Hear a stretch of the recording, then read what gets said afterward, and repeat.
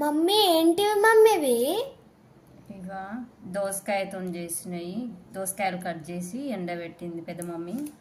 అవి నేను కొన్ని మొన్న ఊరికి వెళ్ళినా కదా, తీసుకొచ్చిన కర్రీ చేద్దామని. ఇప్పుడు ఇవి కర్రీ ఉండాలా, ఇవి కర్రీ ఉండాలా? ఇవి సీడ్స్ లోపల ఎక్కువ ఉన్నాయని తీసేసి ఇవి చేయాలి కర్రీ. ఇవి పడేయాలి, వీటితోని కర్రీ చేయాలి. తింటావా? నాకు నచ్చదు కదా దోసకాయ. బాగుంటుంది. వద్దు.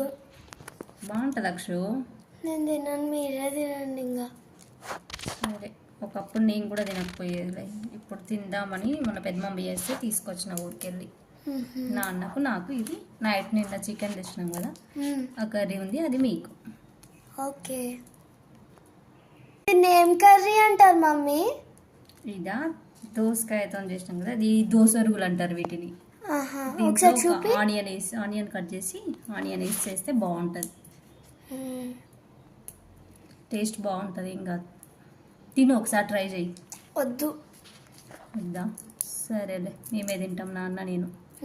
అన్నీ తినాడా? ఏమో తెలియదు, నేనైతే తింటా. సరే. ఓకే ఫ్రెండ్స్, ఈరోజు మా ఇంట్లో కర్రీ వచ్చేసి దోసరుగుళ్ళు కర్రీ.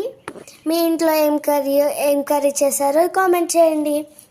నేనైతే ఇవి తినను, మా మమ్మీ వాళ్ళు తింటారంట. Okay, bye.